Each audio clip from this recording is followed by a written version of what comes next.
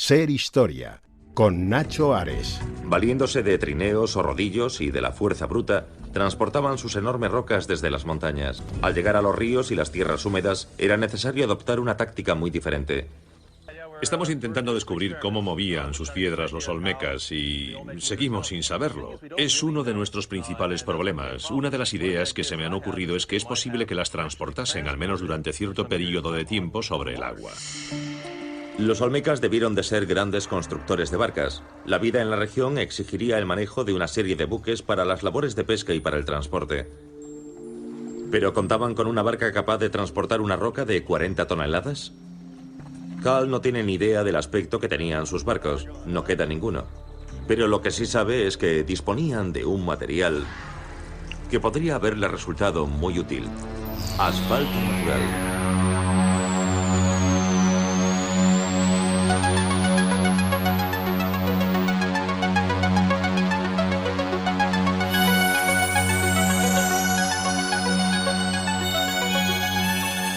Los Olmecas, los reyes de la Edad de Piedra, es el título del documental del que hemos tomado un fragmento de Canal Historia para este inicio de programa. Hablar de los Olmecas, esta cultura que brilló con especial fulgor en Mesoamérica hacia finales del segundo milenio antes de nuestra era, es hablar precisamente de eso, de la Edad de Piedra. Pero no significa en absoluto que estemos ante una cultura muy poco sofisticada, al contrario. Lograron avances en ingeniería, en arquitectura, en diseños, en trabajos con la piedra realmente sobrecogedores que luego evolucionarían con el paso del tiempo y que marcarían un poco el devenir de otras culturas que se establecieron en esa misma parte del globo, ¿no? Estoy pensando ahora, por ejemplo, en aztecas o en mayas. En cualquier caso, los olmecas han llegado hasta nosotros quizá como ese referente de las cabezas gigantes, cabezas de piedra con rasgos negroides. Algunos han hablado de las posibles conexiones entre África y América hace miles de años, incluso antes de que llegara Cristóbal Colón, y sobre todo pues una serie de enigmas históricos que han marcado, como decía antes, el devenir de la historia de esta parte de nuestro planeta. Los olmecas serán el tema principal del cronovisor junto con Jesús Callejo, pero como siempre habrá muchos más temas aquí en Ser Historia. Ser Historia, decem annos faciens historiam.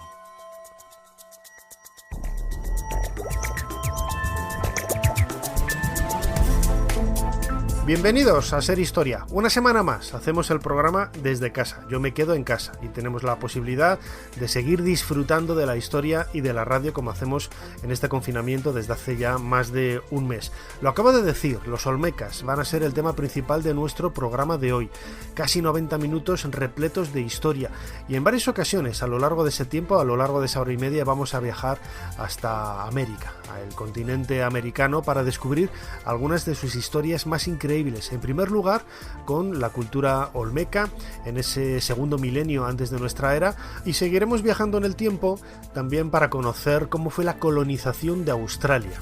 Prácticamente un verdadero continente en Oceanía que nos marca el devenir de las circunstancias que a lo largo del siglo XVIII y XIX marcaron la época de la colonización. El último bloque de nuestro programa va a estar dedicado a una figura, para mí una figura entrañable, el doctor Jiménez del Oso. Fernando Jiménez del Oso, que falleció hace prácticamente 15 años y que nos va a ayudar a recordar un poco cómo era la divulgación de esa historia, de esa arqueología menos conocida en la década de los años 70, 80 y 90. Lo vamos a hacer junto con su hijo Fernando López del Oso. Como siempre, soy Nacho Ares y les doy de nuevo la bienvenida a Ser Historia. ¡Comenzamos!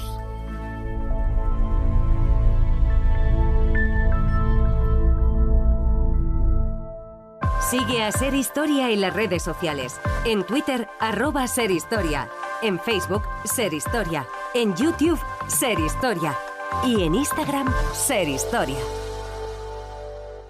Jesús Callejo, bienvenido una semana más a Ser Historia. ¿Qué tal, Nacho? Pues un placer, una semana más, claro que sí.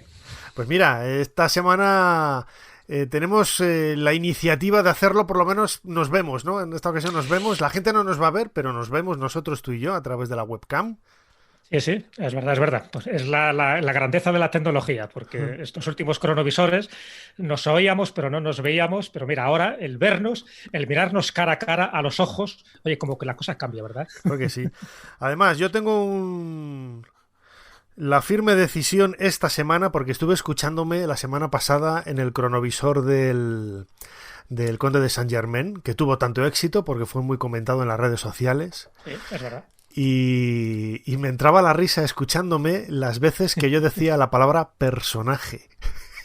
Sí, bueno, es que era un personaje. No es que se hubiera utilizado como coletilla, es que era continuamente personaje, el personaje del... Digo, bueno, no voy a decir ni una vez personaje en todo el cronovisor hoy para compensar con la semana pasada, ¿eh? No, en este caso no, porque no vamos a hablar de personajes, sino de otra cosa, de cultura más bien. Vamos a hablar de una cultura fascinante, ¿no? La cultura olmeca, yo lo decía ahora en la introducción, una de las más misteriosas del mundo mesoamericano, de las culturas precolombinas, que cuando pensamos en esta parte del planeta siempre nos viene a la imaginación el mundo de los mayas, el mundo de los aztecas, los incas un poco más al sur, pero nos olvidamos de los olmecas, que en algunos aspectos fueron muchísimo más avanzados a esas culturas posteriores y, como acabo de decir, pues anteriores en el tiempo también, ¿no?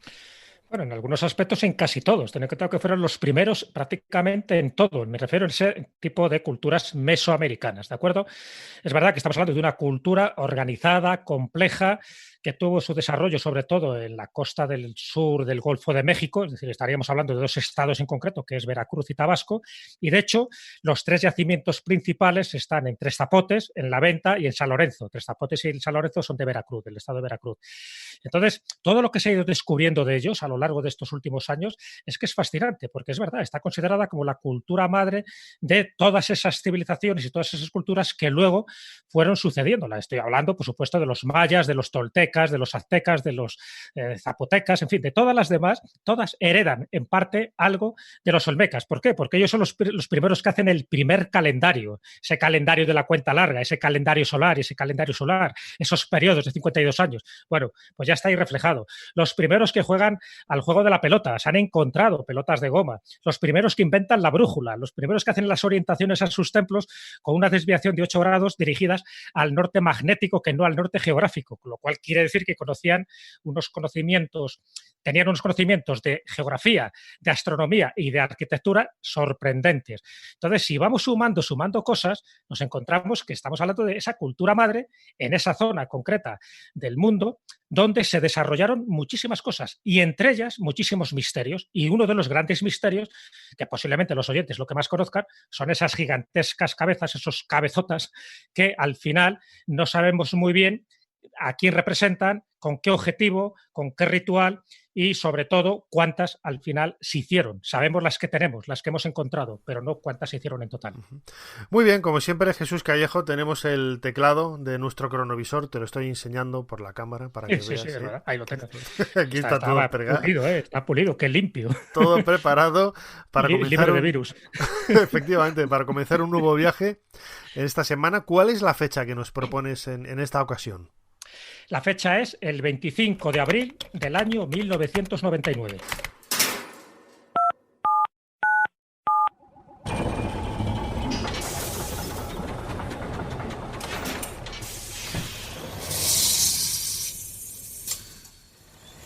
Adelante, pasen. Jesús Callejo les está esperando junto al cronovisor.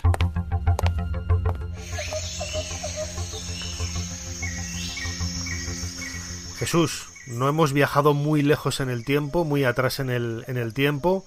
Estamos en un yacimiento, bueno, es la presentación de una piedra, ¿no? Con arqueólogos, sí. Visten como nosotros, no hemos tenido ni que cambiarnos de look para no llamar la atención. ¿Dónde estamos? Efectivamente, no nos hemos tenido que camuflar esta vez, no nos hemos tenido que vestir de época. Y estamos pues en un momento crucial donde se va a identificar una de esas piezas que dan un giro total al conocimiento que teníamos de la cultura olmeca. ¿Qué es más? Que gracias a este descubrimiento, a este redescubrimiento, vamos a llamarlo, porque la pieza ya se había encontrado, pues pasa de cultura a civilización, porque ni más ni menos estamos viendo la prueba definitiva de que conocían una escritura. Y como tú bien sabes, Nacho, para que una cultura ya tenga ese marchamo de civilización, de que sabían perfectamente lo que hacían y por qué lo hacían, hace falta esos signos de escritura. Bueno, pues nos estamos encontrando con lo que llaman el bloque de Cascajal. Nos situamos geográficamente, estaríamos en el municipio de Jaltipán, dentro del estado de Veracruz, ¿de acuerdo? Y estos dos arqueólogos que tenemos ahí delante, que están pues reunidos con otras personas, son dos arqueólogos que se llaman Carmen Rodríguez Martínez y Ponciano Ortiz, que han sido comisionados por el centro de INAH. El INAH ya sabes que es el Instituto Nacional de Antropología e Historia de México, ¿de acuerdo? ¿Qué ocurre? Que casualmente, unos días antes, haciendo una excavación en una cantera de grava, metiendo la excavadora, ni más ni menos, pues habían empezado a encontrar objetos, cerámica, obsidiana, que no era de la época, sino de épocas muy antiguas. Se sospechaba, evidentemente, que sería de alguna cultura precolombina. Para atestiguar eso, hace falta que vayan dos especialistas. Bueno, pues este día en el que estamos hoy en el cronovisor, este 25 de abril de 1999, es el día en que estos dos arqueólogos se están encontrando cara a cara con una de esas piezas arqueológicas inquietantes, misteriosas, pero que, de ser verdad lo que están viendo, estos 62 símbolos, estos 62 glifos o pictogramas, está representando el primer texto, el más antiguo de todo el Nuevo Mundo. Incluso 400, 500 años antes de lo que se consideraba que era la primera escritura que se había encontrado y reconocido. Así que fíjate, Nacho, en el momento histórico en el que estamos. Los primeros olmecas decidieron establecerse en terrenos elevados que les permitieran acceder con facilidad a las tierras fértiles. A medida que la población fue aumentando, fueron añadiendo bancales y expandiendo el terreno elevado hasta que la meseta ocupó más de 800.000 metros cuadrados. Llevaron a cabo proyectos de obras públicas a una escala jamás vista hasta entonces en Mesoamérica. Y para ello hacía falta que alguien asumiera el mando. ¿Quiénes eran sus líderes? Quizá las cabezas gigantes puedan aclarar el misterio. De hecho, los arqueólogos creen que no reflejan los rostros de los dioses, sino el aspecto de sus reyes.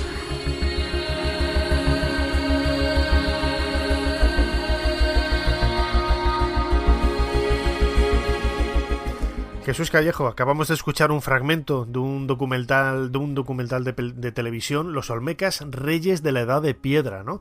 Porque siempre se habla de esta cultura, la cultura olmeca, como una cultura primitiva, una cultura prehistórica, y sin embargo, lo decía yo al principio, ¿no? El conocimiento que tenían de la tierra, de la geografía, pues les hizo discurrir y crear ingenios realmente sorprendentes para poder sacar el máximo partido, ¿no? Y utilizar, no sé si emplear el término maquinarias o aparatajes o ingenios que les permitían de una manera extraordinaria, bueno, pues que esa tierra aparentemente yerma que pudieran encontrarse les fuera 100% útil, ¿no? No, sin ninguna duda, lo estábamos comentando al principio. Cada vez que sabemos más de los olmecas, descubrimos su tecnología, una tecnología puntera.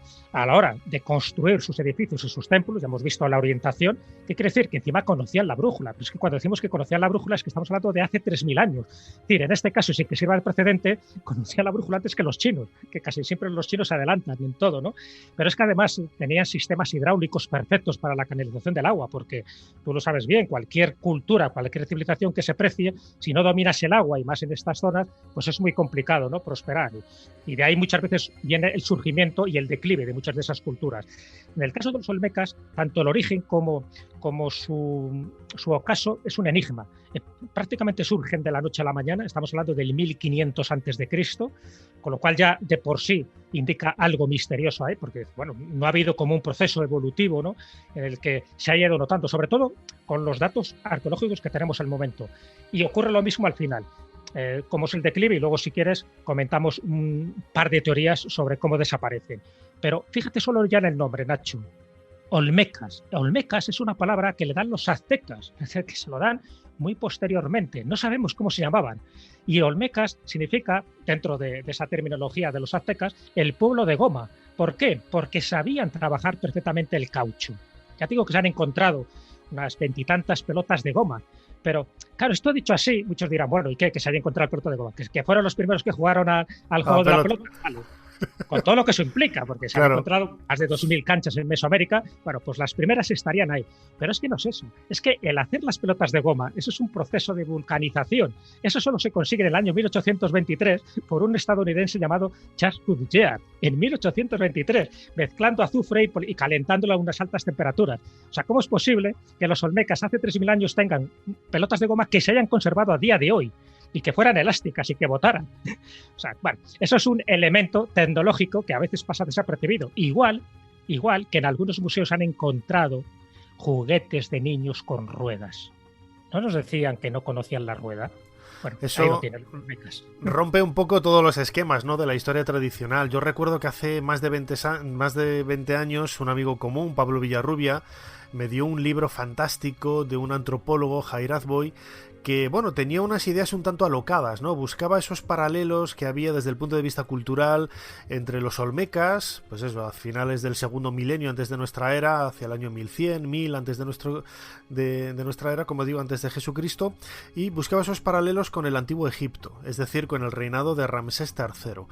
Y que eran coetáneos, ¿no? Y realmente había esas singularidades, ¿no?, que lo convertían en algo insólito.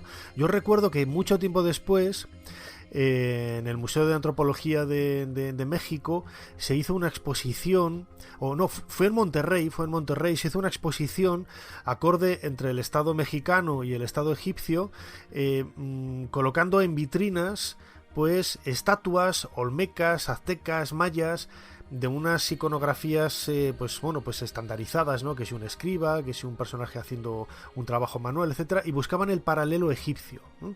Y había pues algunas similitudes realmente impresionantes, ¿no? Yo recuerdo que Daji Hawass me comentaba, claro, él no creía que hubiera esas conexiones, ¿no? Pero que llamaba la atención, ¿no? Un poco el hecho de que pudieran encontrarse, mejor dicho, esos paralelos de una manera tan sorprendente, ¿no?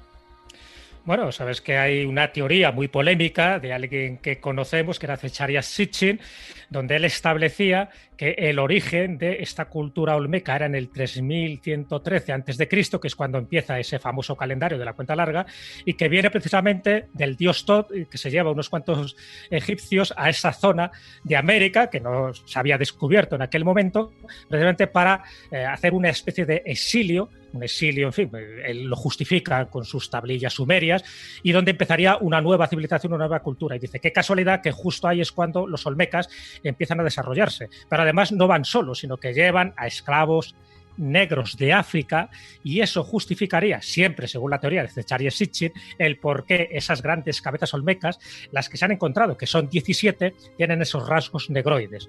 Pero ya sabes que es una teoría que está en entredicho. Hasta ahora en San Lorenzo se han hallado 10 cabezas monolíticas, aunque no fue fácil dar con ellas. Las primeras cabezas fueron desenterradas en el siglo XIX. Su descubrimiento fue acogido con asombro. Se encontraban a gran profundidad bajo la tierra y jamás se había visto nada semejante. Todo el mundo se quedó perplejo y se hicieron muchas especulaciones. ¿Por qué eran tan diferentes? ¿Las habían tallado colonizadores provenientes de África? ¿Eran obra de supervivientes de la Atlántida? En la década de 1940 los arqueólogos se habían repuesto de la sorpresa inicial y comenzaron a considerarlas obras de arte indígena y a llamar a los olmecas de San Lorenzo la cultura madre de Centroamérica.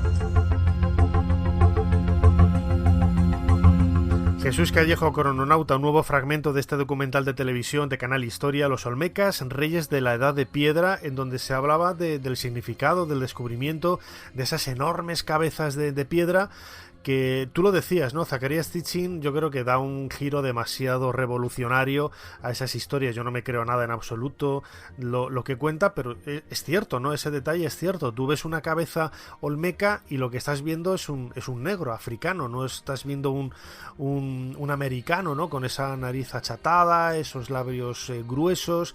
Son aspectos fisiológicos, físicos, mejor dicho, más de un africano que de un americano. Sí, claro, además no hace falta saber mucho de anatomía. Tú en el momento que lo ves, tú ves una cabeza olmeca y dices, ya está, esto es de un negro, evidentemente. Además con un yelmo, con un casco, con una serie de inscripciones, en fin, tiene más elementos decorativos de lo que parece. Y ahí es donde surge la primera duda. Es decir, vale, son cabezas olmecas, eso sí que en principio nadie lo cuestiona. Se han encontrado 17 hasta el momento, todas diferentes, no hay dos rasgos iguales. Pero ¿a quién corresponden? La teoría más extendida es que son antiguos gobernantes ancestrales de esa cultura olmeca que dejaron ese testimonio para la posteridad. Luego, bueno, la primera, una rápida cronología, la primera se encuentra en 1862. El primero que la encuentra es, bueno, pues es un aventurero, arqueólogo, explorador de la época, que es José María Melgar y Serrano, y él es el primero que dice, cuidado, que aquí estuvieron ya los africanos antes de que nos hayan dicho los historiadores lo contrario. Y a partir de ahí se mantiene esta tesis, se mantiene. La última que se encuentra, la número 17, se encuentra en 1994, y la encuentra Anna Ziffers. Anne Ziffers es la que sí está diciendo que para nada tiene que ver con rasgos negroides africanos. Ella ha mandado a un equipo a hacer un ADN, porque se han encontrado huesos, hasta hace muy poquito no se encontraban huesos de los olmecas, se han encontrado huesos, entonces se han analizado el ADN mitocondrial, el que se hereda de madre a hija, y sí que han visto un haplotipo que corresponde con el linaje A, que sí que correspondería con América y no tanto con África, ¿vale? Con lo cual hay, desde el punto de vista genético, sí que no habría ninguna duda, pero desde el punto de vista visual, antropológico, no deja ningún lugar a dudas. Entonces, no solo en la teoría de Sitchin, sino muchos más, aparte de José María Melgar, los que han afirmado que por alguna razón, en un momento dado, ahí había negros. No quiere decir que fueran los gobernantes, a lo mejor sí que podían ser también esclavos, pero el hecho es que quedaron esos testimonios pétreos para la posteridad.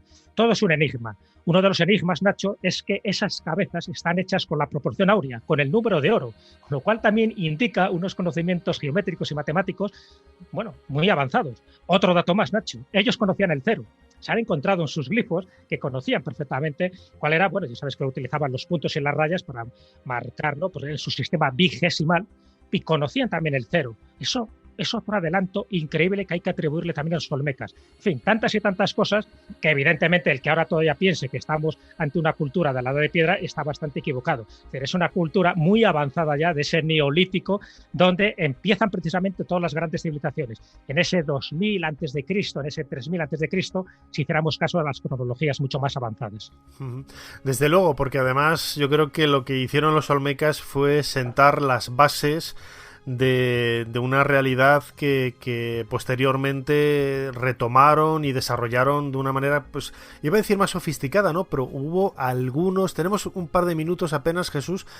Los olmecas alcanzaron algunos logros que ni siquiera los aztecas o los mayas, que se les ha visto también como civilizaciones muy avanzadas de la época, pudieron lograr, ¿no? Lo decíamos al principio, quizás desde el punto de vista de la ingeniería para el control de las aguas, de la tierra, los espacios donde ellos vivían, todo eso requiere de un conocimiento, no voy a decir que de prueba error por error durante miles de años, ¿no? Pero sí que era una cultura mucho más elaborada, más avanzada de lo que podríamos pensar con ese apelativo de edad de piedra, ¿no?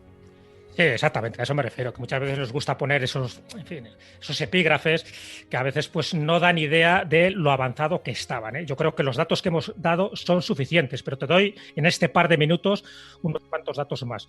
Ellos se saben que domesticaban el perro, que controlaban la apicultura, porque para ellos la abeja era un animal sagrado. De hecho, en ese bloque de cascajal con el que empezábamos el cronovisor, eso empieza con el primer glifo, es un insecto que muchos identifican como una abeja, con lo cual, y además son bloques horizontales, no se lee de forma vertical como otro tipo de escrituras mesoamericanas.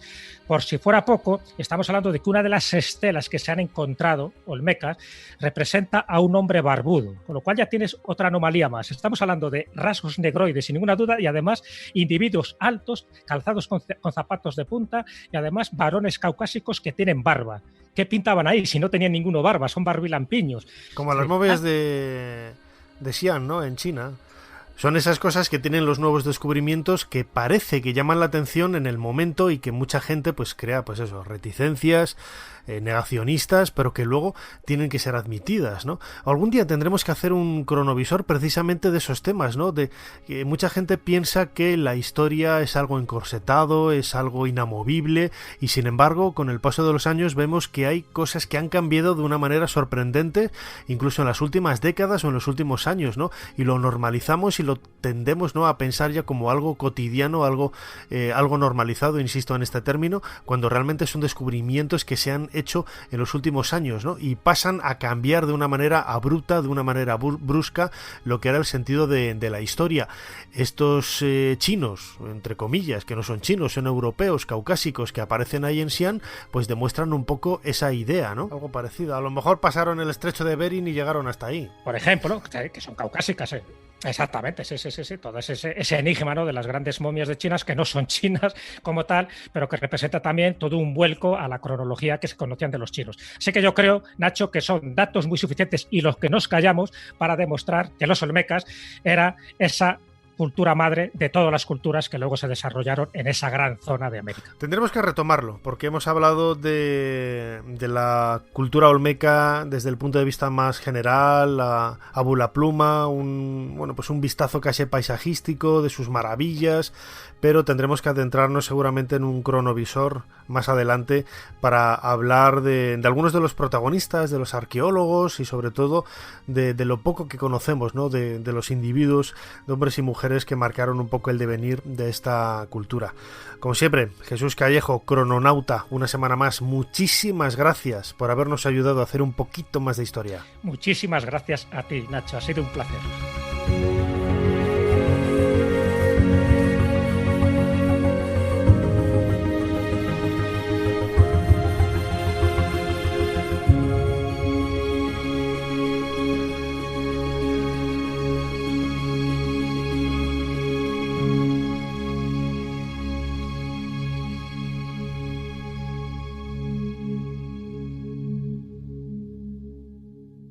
Pero fue bajo otro título que expandí mi nombre y el poder de mi pueblo hasta los confines del mundo conocido. Un mundo que temblaba ante la sola mención de mi verdadero nombre. Gengis Khan. Ser Historia con Nacho Ares. Todo lo que quisiste saber de la historia, la madrugada del sábado al domingo en la cadena SER.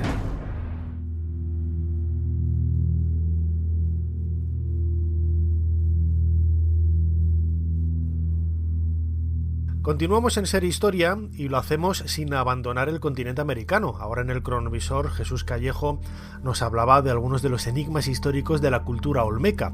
Sin embargo, esta cultura, al igual que ha sucedido con otras civilizaciones precolombinas, también ha sufrido algunas epidemias, algunas pandemias o enfermedades quizá generalizadas que han marcado un poco el devenir de la civilización, ¿no?, de su civilización. En estas semanas de confinamiento, en donde estamos todos, pues pendientes de lo que está sucediendo fuera de nuestras casas, aquí en Ser Historia hemos hablado pues de esas pandemias en la Edad Media, hemos hablado también del Antiguo Egipto, hemos hablado de la famosa gripe española y queríamos en esta ocasión hablar de cómo se han enfrentado estas culturas mesoamericanas o sudamericanas a circunstancias adversas similares a las que estamos viviendo nosotros ahora. Hemos preguntado a Miguel Rivera Dorado, catedrático de Antropología Americana de la Universidad Complutense de Madrid, uno de los mejores mayólogos del mundo, uno de los pioneros en España de la investigación de estas culturas, y esto es lo que nos ha contado sobre su visión. Quizás no hay mucha información sobre ello, pero sí algunos datos que nos ayudan a intentar interpretar, ¿no?, qué es lo que ha sucedido en el pasado en este continente maravilloso en relación, como digo, insisto, a estas circunstancias que estamos viviendo.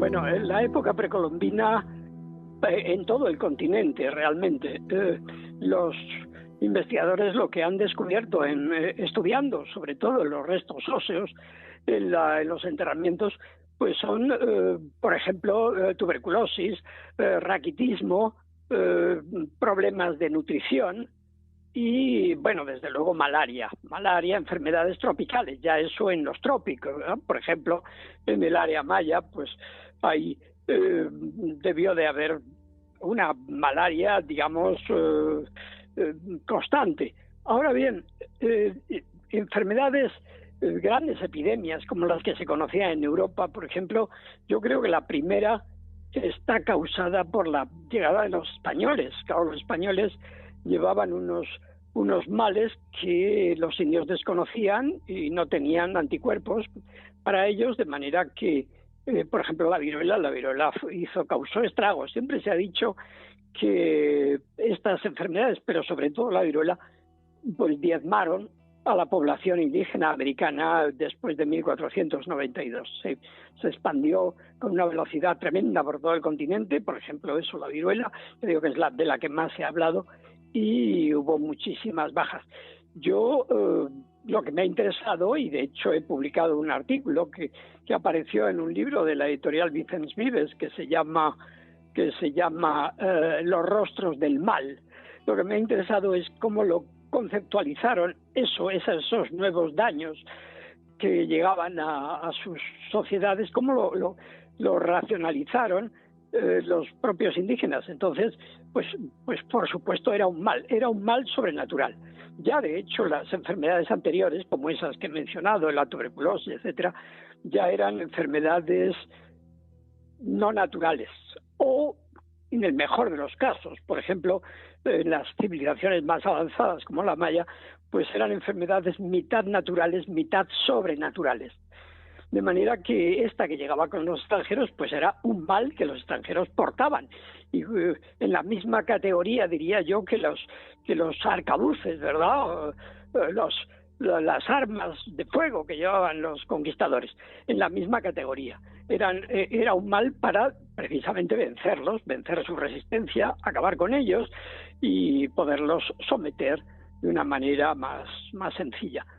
Pero lo que rara vez se ha hecho, sobre todo porque no hay restos arqueológicos claramente visibles, como podrían ser fosas comunes, grandes osarios, en las regiones de América en las que yo he trabajado y las que son más exploradas, porque yo he trabajado en los Andes centrales y en Mesoamérica, es decir, en las áreas de América más trabajadas por los arqueólogos. Ahí no se han encontrado, rara vez se ha encontrado lo que se llama una tumba colectiva, ¿no? Pero entierros masivos, como los que sí había en Europa durante las grandes pestes medievales o luego de la Edad Moderna, eso en América no lo ha registrado la arqueología nunca, que yo sepa, hasta donde llega mi conocimiento. No digo que no haya habido a lo mejor algún hallazgo en alguna zona que no ha llegado a mí o que yo desconozco, pero en los Andes centrales y en Mesoamérica no recuerdo nunca un tipo de entierro de esa índole cuyas causas puedan ser debidas a una epidemia grave.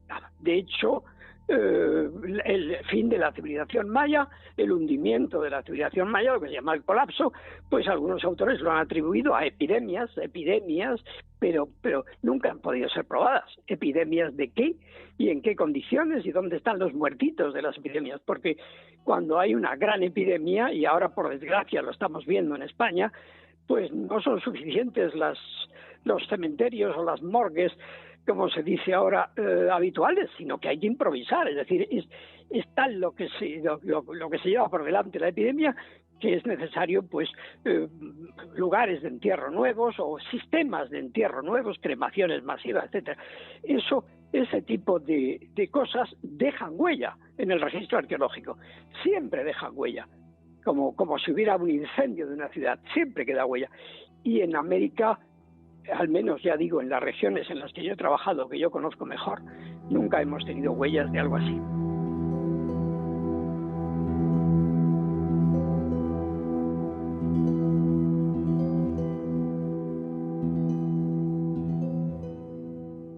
Mary, ¿estás ahí? Doctor. El doctor Livingstone, supongo. ¿Quién es usted? Los salvajes me indicaron que le encontraría en esta cabaña. El único salvaje que hay aquí es usted. ¿Cómo se llama, hombre blanco? Soy Henry Morton Stanley, reportero y explorador. Ser Historia con Nacho Ares. Todo lo que quisiste saber de la historia, la madrugada del sábado al domingo en la cadena SER. El 75% del territorio australiano es árido o semiárido. Las sequías son frecuentes y salvajes. Durante el verano, las temperaturas pueden subir hasta los 50 grados a la sombra si hay alguna. La mayoría de los habitantes vive en la costa, donde el clima no es menos severo. La zona central de Australia es llana. No hay montañas que atraigan a las nubes. Las lluvias son infrecuentes y caprichosas.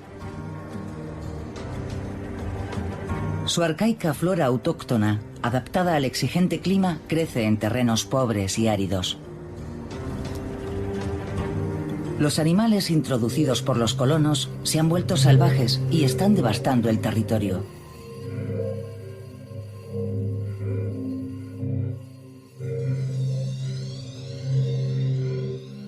Comenzamos este nuevo bloque de Ser Historia escuchando un fragmento de un documental de televisión, El continente desértico, que nos acerca un poco a esa realidad quizá menos conocida, ¿no? Porque cuando hablamos de Australia lo idealizamos de un tanto, ¿no? Y pensamos que es un lugar similar a Estados Unidos, similar a otros espacios de Europa, pero realmente la geografía que marca un poco el devenir de la historia del continente australiano, de lo que es Australia en la actualidad, pues está marcado por una serie de aspectos muy desconocidos. Quizá muchos de ellos son los que marcaron un poco también esa primera colonización a partir del siglo XVIII. Quizá la idea de Australia viene muy bien marcada en el libro que tengo en las manos ahora mismo, que es la última novela de nuestro invitado Gerard Duelo, que está publicado por Bocal de Lis y cuyo título Convictos nos va a marcar un poco los próximos minutos aquí en Ser Historia. Gerard Duelo, bienvenido a Ser Historia. Muy buenas a todos, gracias por hacerme participar. Lo primero de todo, Gerard, usted es empresario, usted es un aficionado a la historia. ¿De dónde viene su entusiasmo por Australia? Bueno, mi entusiasmo parte primero por todo lo que puede ser historia. Y dentro de esto siempre me ha atraído mucho el tema de las cárceles, prisiones, el poder de los fuertes sobre los débiles, etc. Entonces, estuve leyendo un párrafo sobre la ley que había en el 1780 y pico, una ley muy desproporcionada, que robabas un par de manzanas y acababas deportado primero a Virginia, Estados Unidos, y luego no sabían dónde. Y cuando vi que había miles de personas, habían habido en la historia miles de personas que se acumulaban en los portones del Támesis y que no sabían dónde mandarlos, y los mandaron a tierra austral, que no había ido más que un explorador, pues me empecé a apasionar por esto. Tanto que empecé a ver una novela, como se dice, y bueno, cogí el barco y yo y mi esposa fuimos 3 meses. Sí, es verdad, nos tomamos 3 meses de vacaciones dentro de todas mis responsabilidades de trabajo, que son muchas, pero lo pude hacer.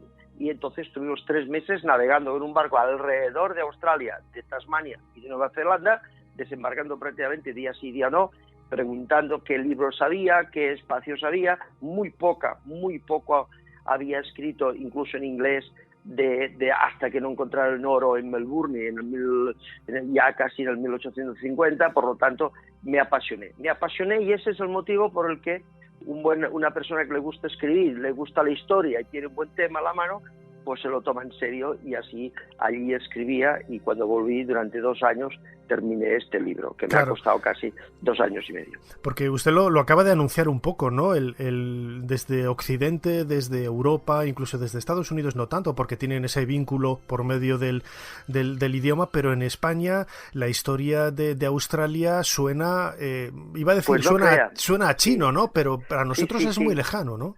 Sí. Un sí y un no. Un sí que de España no suena pues a chino, es decir, que yo me he dado cuenta, cuando hoy en Australia, salvo las Olimpiadas, no sabrían dónde situarlo. El propio cónsul de Australia, que lo ha leído, es de Sydney, que le ha encantado, ha dicho somos desconocidos todavía. Ahora desafortunadamente con los incendios de Australia que han habido hace unos meses, todo el mundo en las noticias supo ubicar exactamente qué era y dónde estaba y qué grande era casi tan grande como Europa, Australia, pero si no era desconocida. Pero no en el sentido de que efectivamente China y todos los que están en el Pacífico, es decir, todos los países latinoamericanos y todo Norteamérica y Canadá y China y todos los que están alrededor del Pacífico, eso sí conocen muy bien. Pero a pesar de esto, no hay apenas escrito sobre lo que ocurrió con los convictos. No hay novelas. Hay relatos históricos muy de eso, de historia, pero poco accesibles al gran público para conocer esa terrible época que duraron, que fueron 150.000 deportados injustamente por robar poca cosa, habrían de justos, pero vaya, es un tema que yo, escribiéndolo, me sentí altamente emocionado y altamente apasionado, escribiéndolo al margen de la trama por la propia historia. No es para menos, ¿no? Porque usted lo acaba de decir, Gerard Duelo, autor de esta novela Convictos. Lo escuchábamos al principio, ¿no? El aspecto físico de ese continente de Australia es absolutamente desértico y quizá esa fue la razón, ¿no? La primera razón, ¿no? Por la que utilizarlo como meta de tantos convictos para intentar, yo no sé si intentar, bueno, pues colonizar, poblar. ¿Cuál fue la razón de enviar esos convictos allí? Esta razón, la primera, nadie pensó, ni siquiera en una colonia. La primera fue la urgencia de un asentamiento penitenciario. Se les acumulaban miles y miles debido a los jueces condenaban, bueno, y miles de personas en estos portones, que son los barcos de la guerra que ya no podían navegar y que estaban anclados porque flotaban, se acumulaban en los ríos y en los estados y en los puertos, pero ahí como cárceles en sí misma, con infecciones y con muchos problemas, y era una necesidad urgente. ¿Por qué? ¿Por qué ocurría esto? Porque se había declarado la independencia de Estados Unidos y todos los ingleses que mandaban a todos los presos a Virginia, los americanos, los nuevos americanos, los ya independientes, dijeron no más. Y claro, no más significa que antes no paró la máquina, pues se acumulaban. Por lo tanto, primer objetivo, llevarlos a algún lugar. Y este lugar era una tierra austral que estaba solo medio conocida por los holandeses.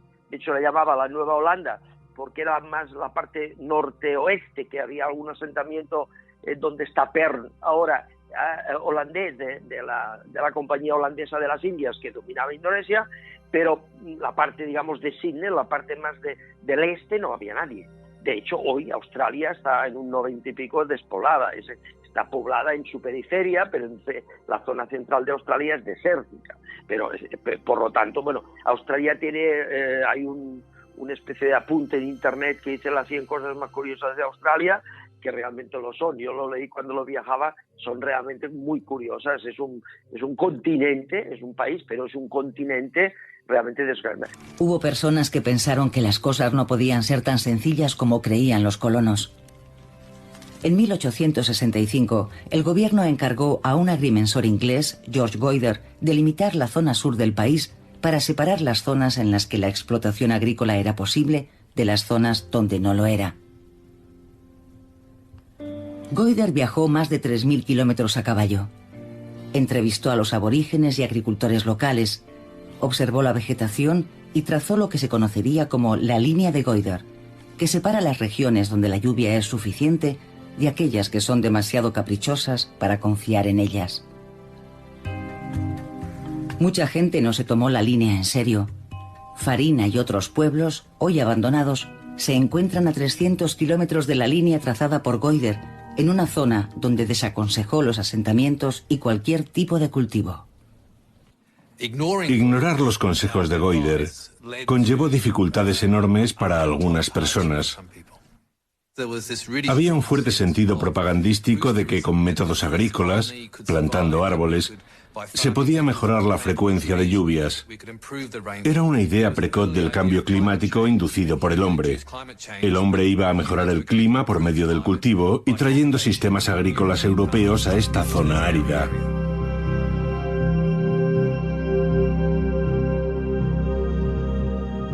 Acabamos de escuchar un nuevo fragmento de este documental de televisión, El continente desértico, donde se nos hace hincapié de uno de los aspectos quizás más desconocidos de Australia, esa línea Goyder que separa las zonas lluviosas de las zonas más desérticas. Gerard Tuelo, ¿cuándo empiezan a ser conscientes de los problemas que había allí por esa geografía, ¿no? La escasez de lluvias, las sequías. Bueno, antes de llegar. De hecho,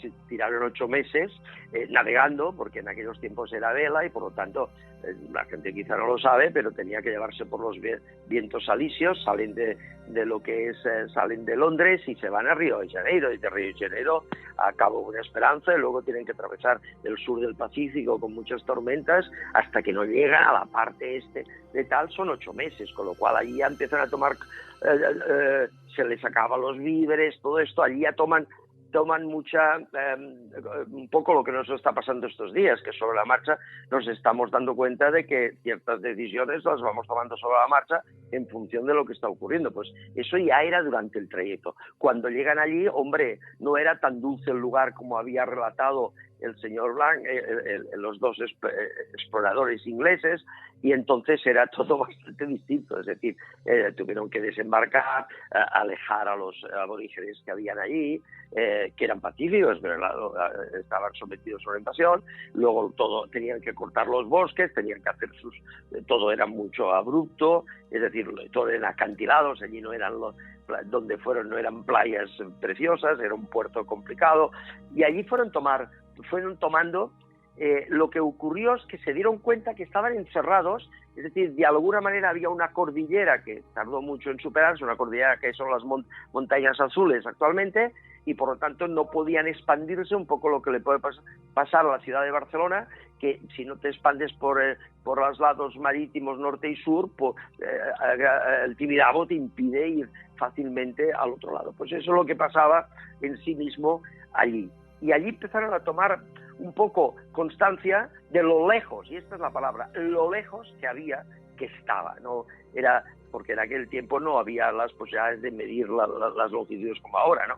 Por lo tanto, el correo y todo esto, ¿no? Tomaron constancia de lo lejos que era mandar aprovisionamientos, mandar ropa, y aquí hubo el gran problema. Es decir, hubo una peste, se morían todos y no tenían ni medicinas, ni nada de nada, ni alcohol, ni nada. Es decir, la gente sobrevivió esperando un aprovisionamiento que además cuando se dio y salieron los barcos, una tormenta se lo cargó todo, o sea que estuvieron mucho tiempo. Todo eso se vive en el libro, aunque el libro sigue una trama de unos 15 o 20 personajes que embarcaron en el primer barco, y luego el libro va siguiendo la vida, aunque sean 2 o 3 protagonistas principales, la vida de estos 15 o 20 que se hicieron conocidos o no conocidos, o enemigos o amigos en el barco, y es la saga de estos 60 o 70 años que vivieron todos ellos.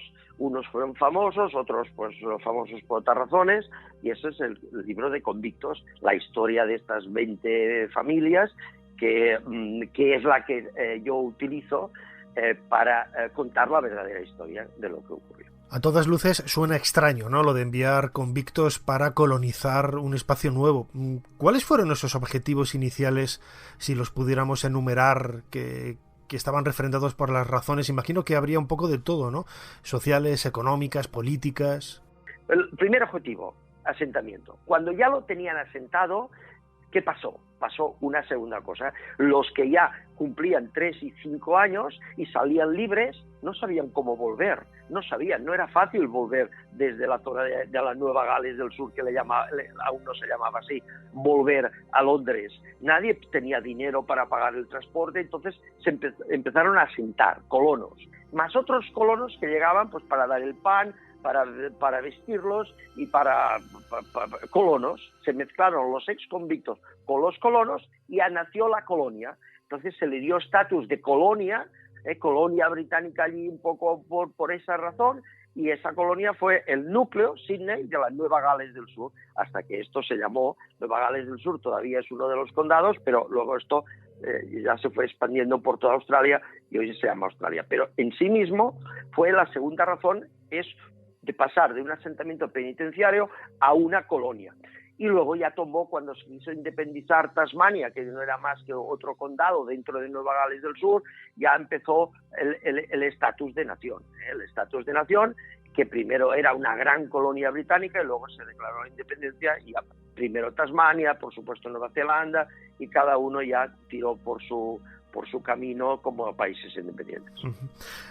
Por el título Convictos, y claro, hablando de la colonización de Australia, en ese sentido quizás podemos tener la idea errónea de que, hablando en plata, de que la gente que colonizó este continente pues era gentuza, ¿no? Pues gente mal encarada, que había tenido todo tipo de problemas, asesinos, criminales, etcétera, y sin embargo, pues lo que usted comentaba, ¿no? Había un poco de todo, ¿no? Porque había leyes muy duras en el siglo XVIII que por apenas robar un cesto de frutas, como le sucedió a una ciudadana, ¿no? Con 13 años, pues la embarcaron a ese destino.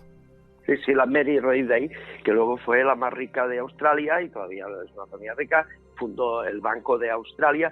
Esta chica, con 13, casi 14 años, fue condenada solo a 3 años por una cesta de manzanas, pero cuando con 17 no tenía cómo volver, se enamoró de un teniente, que por cierto dejó de ser teniente, y ambos se hicieron colonos, empezaron a comercializar y bueno, pasó a ser la comerciante más importante, y que todavía hoy uno de los billetes que circulan de curso legal en Australia está dedicado a ella, Mary Reid, que es uno de los personajes de mi libro, junto con otro que también tiene su propio billete todavía en circulación, se llama John McCarthy. Dicho esto, contesto a su pregunta, que es, un poco de todo no.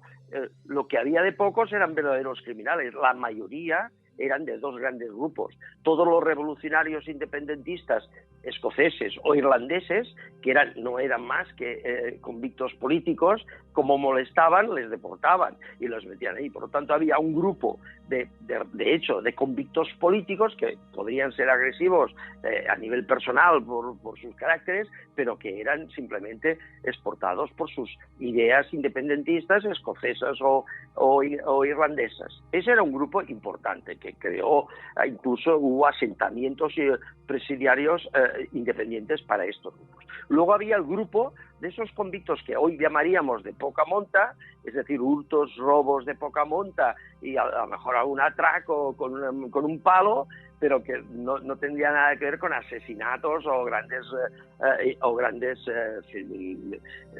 yo diría actos criminales. Por lo tanto, claro que deberían haber, y de hecho había alguno que habría matado alguno que era mayordomo y a lo mejor mató al lord de turno por temas sexuales, pero en sí mismo, en una gran mayoría, fueron injustamente condenados o injustamente, la pena fue altamente injusta en proporción a la falta. Podríamos estar hablando muchísimo tiempo de los orígenes de Australia con este elemento tan característico, ¿no? La llegada de presos desde Inglaterra. Recomendamos a todos los que nos estén escuchando que disfruten de las aventuras de los protagonistas de esta novela Convictos, publicado por Bocal de Lis, cuyo autor Gerard Duelo nos ha acompañado aquí en los últimos minutos aquí en Ser Historia en la cadena SER. Gerard Duelo, una vez más, muchísimas gracias por habernos ayudado a hacer un poquito más de historia. A vosotros, cómo no. Para un escritor es siempre un halago y una oportunidad que hablemos de nuestro libro.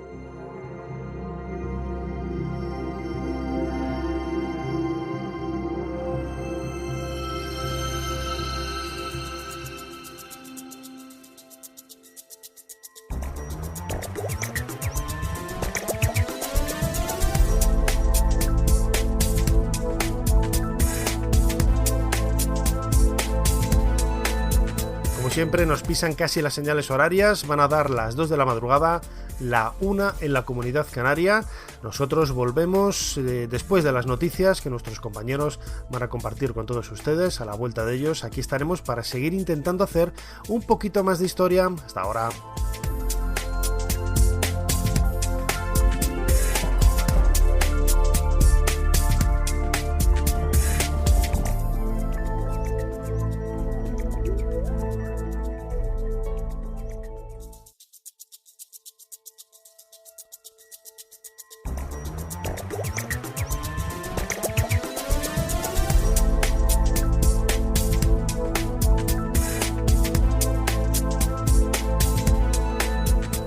Estás escuchando Ser Historia en la cadena Ser con Nacho Ares.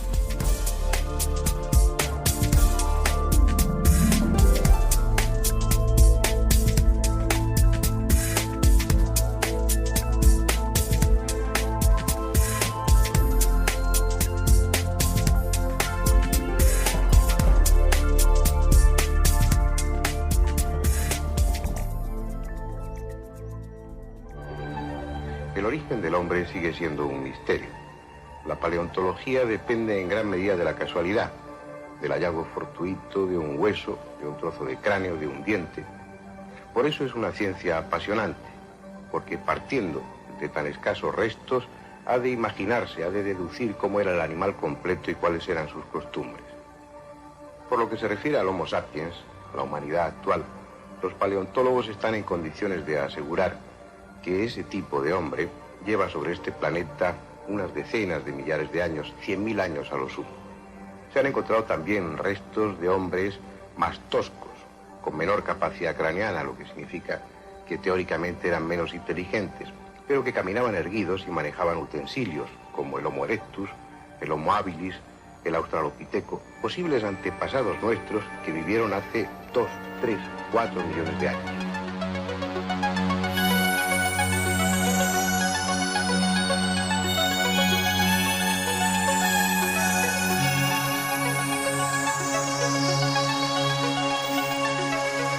Esta voz ha marcado toda una generación de conocimiento, de curiosidad, de intentar saber qué hay más allá del mundo que nos rodea.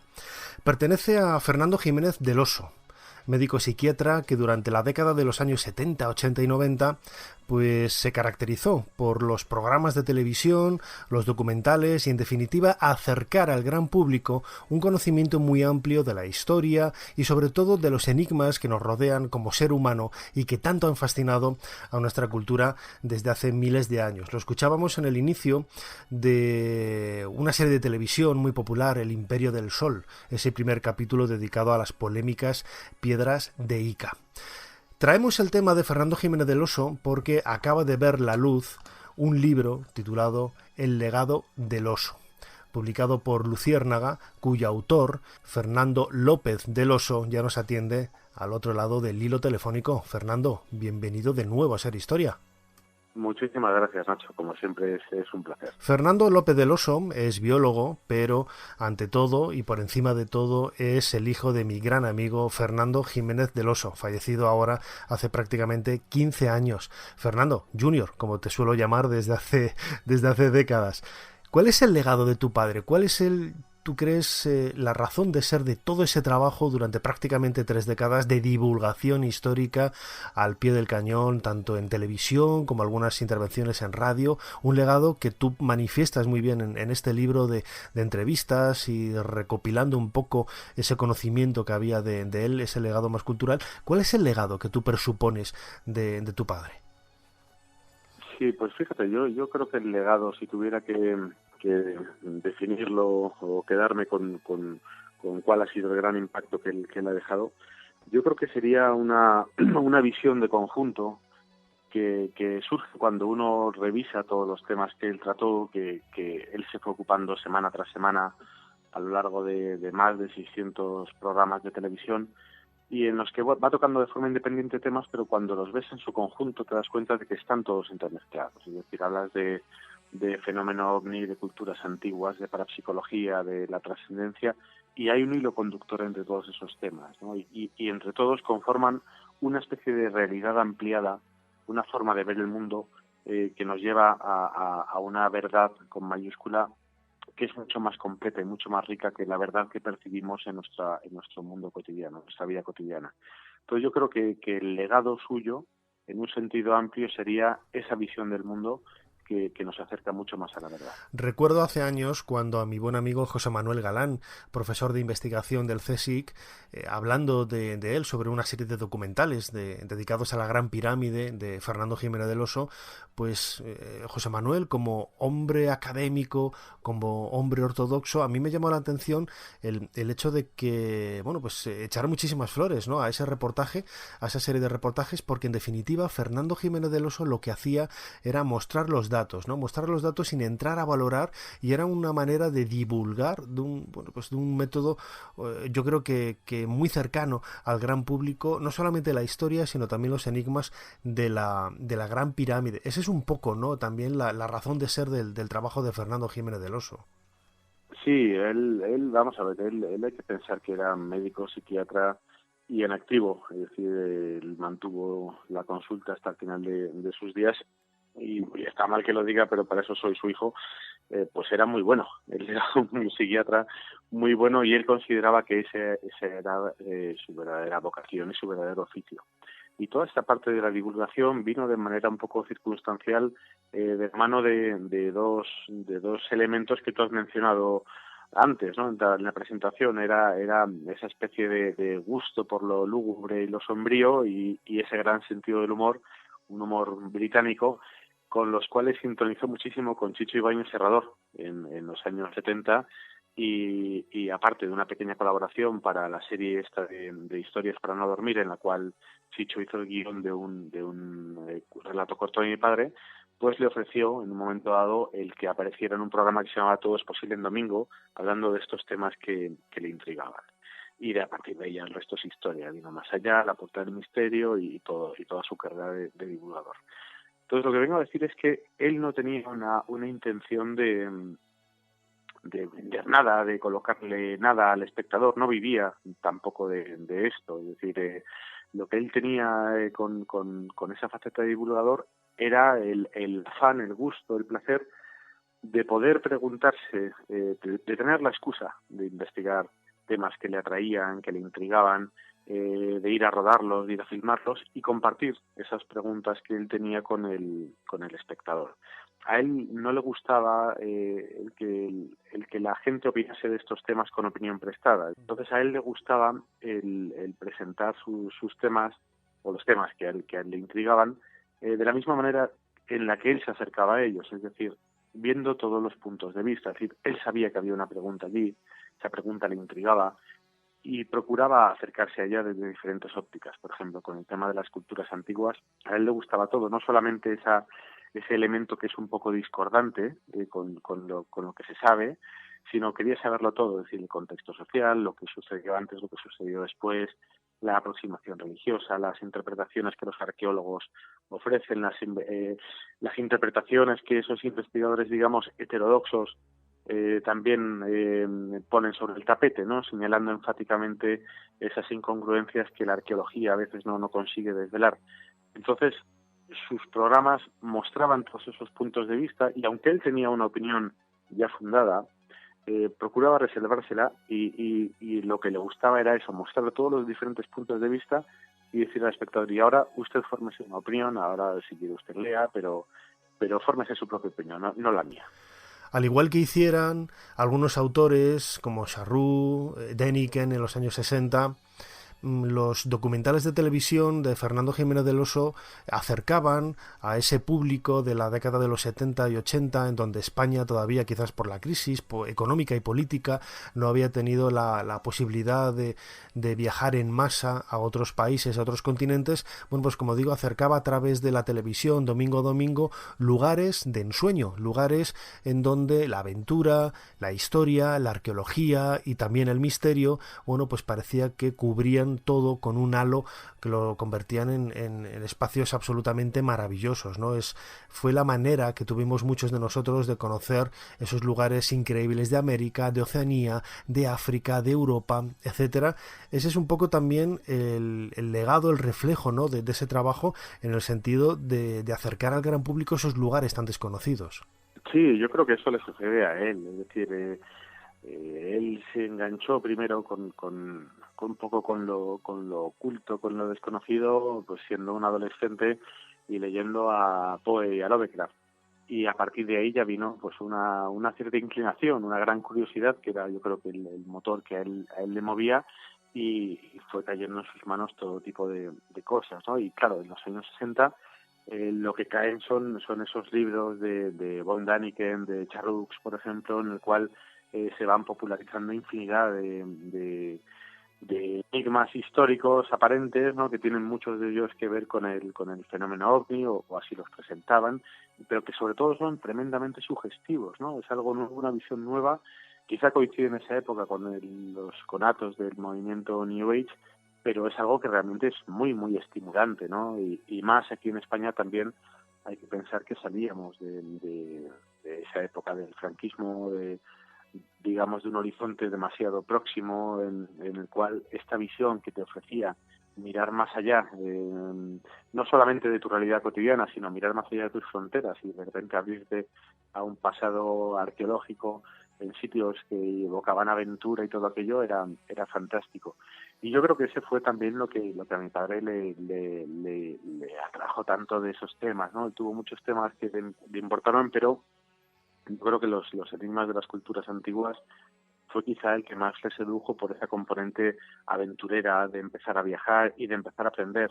Aprender, yo creo que esa es la clave, ¿no? de muchos de los trabajos de Fernando Jiménez del Oso. Yo recuerdo que cuando él dirigía la revista Enigmas, y yo le propuse hacer una sección mensual dedicada a grandes enigmas de la arqueología, desde un punto de vista histórico, desde un punto de vista casi ortodoxo, aunque se ahondaran en problemas que la propia ciencia reconocía. Yo lo tengo clavado, lo tengo grabado a fuego, cuando Fernando, tu padre, me dijo aquello de: Nacho, realmente no hace falta engañar a nadie con teorías de extraterrestres, de la Atlántida, con cosas así muy insólitas, para realmente darse cuenta de que en nuestro pasado hay enigmas todavía no resueltos y que son absolutamente increíbles y muy atractivos, ¿no? Y eso es lo que él le atrajo, por ejemplo, del mundo americano y sobre todo de esas culturas azteca, maya. Si te parece, Fernando, vamos a escuchar un pequeño fragmento de un documental de ese Otro México dedicado a Palenque, a ese célebre astronauta de Palenque, que apareció en los años 60 como la supuesta representación de un astronauta montado en una especie de motonave de la que salía fuego y con la que ascendía a los cielos como si fuera un cohete, y que tu padre, Fernando Jiménez del Oso, en un principio, bueno, pues quizá condicionado por esa literatura, en el momento en el que se adentró a conocer per se y a estudiar per se cuál era la realidad arqueológica que rodeaba este monumento, él fue el primero en darse cuenta de que esas teorías no tenían ningún sentido y que la maravilla del simbolismo que aparece en esa estela no solamente lo explicaba de una manera racional, sino que no le quitaba un ápice de su misterio. Vamos a escucharlo. Y eso es lo que sucede con el mal llamado astronauta de Palenque. Puede ser explicado desde una perspectiva bastante más razonable, pero es el lenguaje universal que las culturas antiguas conocían también, la simbología. Vamos a ello, si a ustedes les parece bien. En la tumba había también algo llamativo. Estaba pintada de rojo. ¿Por qué? Porque los mayas identificaban al este, al lugar del nacimiento del sol, con el color rojo. La tumba no es un lugar de muerte, sino de espera hasta el momento de nacer a la vida espiritual y ascender a las regiones superiores como hace el sol. Ese nacer después de morir está expresado en la losa. Pacal, que tal es el nombre del rey enterrado, al menos según las inscripciones, está sentado, apoyado o surge de una figura que no es el mascarón del sol, sino el monstruo de la tierra que devora al sol cada atardecer. Yendo más allá en la interpretación, podemos fijarnos en este signo, que se parece al que empleamos para expresar el tanto por ciento y que entre los mayas era el símbolo de la muerte.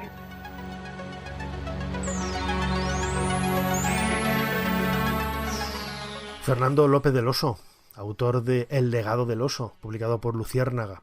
Tu padre, Fernando Jiménez del Oso, como escuchábamos en este fragmento de un documental de El Otro México, dedicado a Palenque, él no tuvo reparos en reconocer sus errores y sobre todo pues dar en ocasiones la visión, el prisma académico, que no por ello perdía un ápice de misterio o de fascinación lo que se estaba contando, ¿no? Sí, por una parte, como bien dices, corrigió y no solo con naturalidad, porque vamos, hay de aquel que sigue manteniendo las primeras opiniones que tiene sobre cualquier cosa a lo largo de los años sin cambiar ni un ápice, y aunque se encuentre evidencias que van en un sentido diferente, ¿no? Y él también, bueno, eso ya es problema de cada uno, supongo, ¿no? Claro. pero él claro, él va aprendiendo con los años y su punto de vista y su interpretación va variando también. Hablando de cosas de Egipto, de la Gran Pirámide que comentábamos al principio, hay algunas de las interpretaciones o de las cosas que destacaba en los primeros programas y con el tiempo fue dejando un poco de lado, no sé si porque tenía una opinión diferente sobre ellas o porque no estaba seguro de la interpretación que en un primer momento se había hecho, ¿no? Pero en este caso de Palenque no solo hace la corrección, sino que además la exhibe quizá como ejemplo, ¿no? Porque escribe un artículo en Espacio y Tiempo, en la segunda revista que él fundó, en el cual un artículo en esa revista, que era un formato un poco más antiguo, pues un artículo larguísimo de 20 páginas, algo así, en el cual pone las dos interpretaciones. La primera que él hacía, en la cual se representaba, es que es una pareidolia, es decir, tú ves la imagen y efectivamente parece el esquema en corte de un cosmonauta sentado en una cápsula con los fuegos de combustión detrás del cohete, en fin, es muy sugestiva, ¿no? Y cómo daba después la otra interpretación en la que se ponía en evidencia que posiblemente el que estaba representado ahí efectivamente estaba haciendo un viaje, pero era un viaje de renovación, de resurgimiento espiritual una vez que había traspasado la barrera de la muerte física, ¿no? Y iba descomponiendo todos los elementos que aparecían en la lápida, integrados dentro de esa cosmogonía y explicando cuál era el diferente símbolo, qué significaba cada uno y tal, y revelaba una nueva interpretación que era igualmente sugestiva, pero mucho más en su lugar, ¿no? Pero como bien dices, luego el misterio continuaba, porque resultaba que, aunque la lápida podía explicar el viaje de espiritual de alguien importante que ha fallecido, cuando uno se ponía a analizar los restos óseos que estaban debajo de la lápida, en la tumba, se llevaba una gran sorpresa. Hay que pensar que es una tumba anterior a los mayas, sobre la que los mayas crean luego un templo, el templo de las inscripciones de Palenque. Pero el templo es posterior a la tumba porque el tamaño que tiene la tumba, incluso la lápida, es tal que no puede salir por los pasadizos del templo. Es decir, sigue allí, sigue en el templo, hay que ir a visitarlo in situ porque no se ha podido sacar. Es decir, se construyó el templo después. Y entonces, cuando uno analiza los restos que la arqueología tradicional opinaba que debían ser los del rey Pacal, que murió con 80 años y tal, pues se lleva una serie de sorpresas, ¿no? Y por ejemplo, Pacal murió con 80 años, pues los restos óseos de allí son de un hombre de unos 40 y tantos. Luego no tenía tampoco pelo, mientras que la clase dirigente maya sí solía tener unas largas cabelleras. No tenía los dientes afilados en punta, como sí solían hacer los de la clase dirigente maya o las personas de relevancia. Entonces, claro, uno se encuentra con que estos restos que están allí, también la estatura, el dato, pues medía 1,73 m, que es justo lo que medio yo, pero son 20 centímetros más de lo que tenían los mayas de la época, ¿no?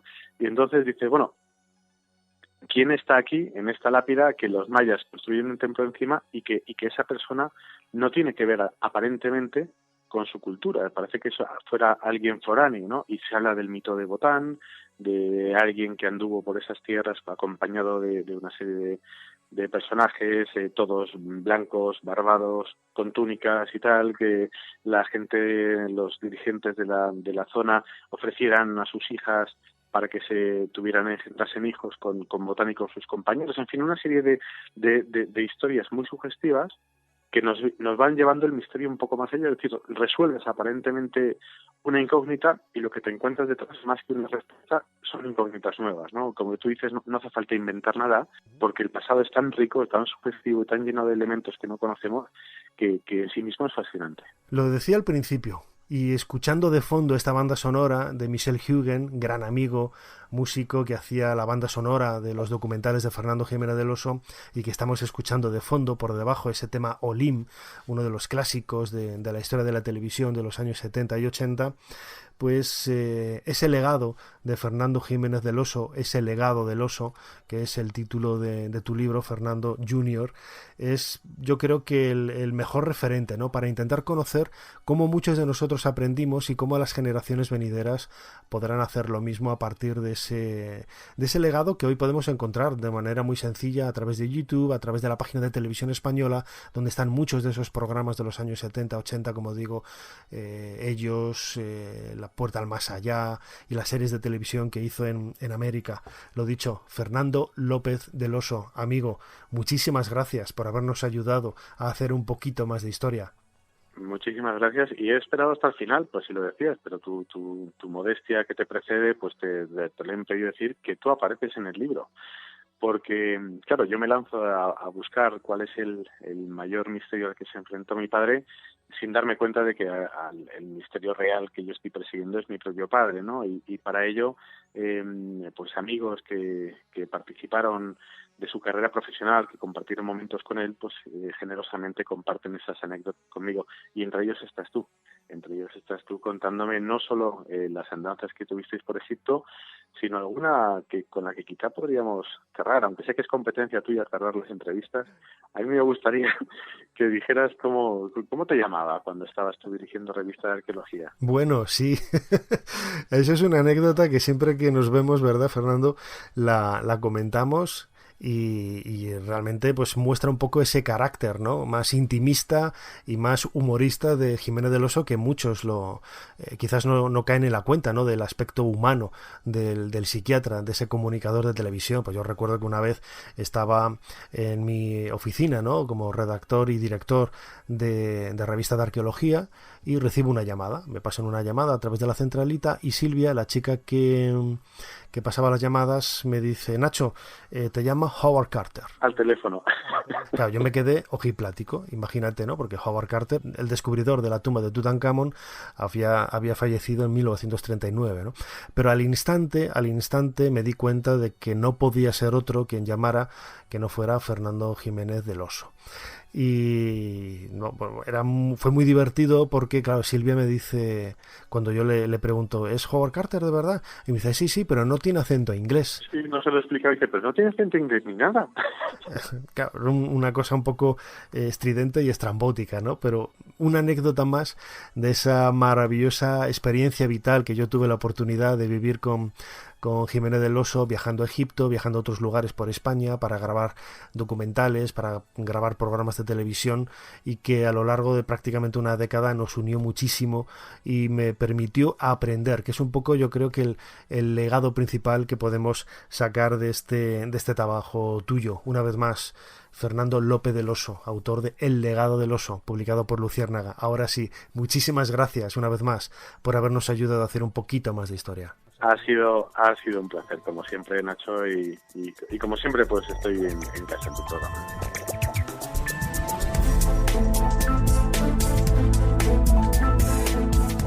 Llegamos al final del programa de hoy. Una vez más, Ser Historia se hace en casa, que podría ser el hashtag de las redes sociales, pero bueno, no lo vamos a complicar más. El caso es que hemos disfrutado muchísimo compartiendo estos 90 minutos repletos de historia, que espero hayan disfrutado, que espero que hayáis disfrutado. Como siempre, Fermín Agustí en la producción. Una vez más le quiero dar las gracias especialmente porque es el único de nosotros que está realmente al pie del cañón, allí en la cadena SER, en la redacción de Gran Vía 32. Iba a decir jugándose la vida, ¿no? Tampoco es eso, pero desde luego que dando absolutamente todo para que este programa pueda salir adelante semana a semana. Ana Caballero ha estado controlando las redes sociales y, como siempre, delante del micrófono, vuestro humilde servidor, Nacho Ares, que en esta ocasión también ha sustituido a nuestro compañero José María Sendra a los mandos de esta máquina del tiempo. Les dejamos con el cine y más entretenimiento aquí en la cadena SER. Hasta la semana que viene.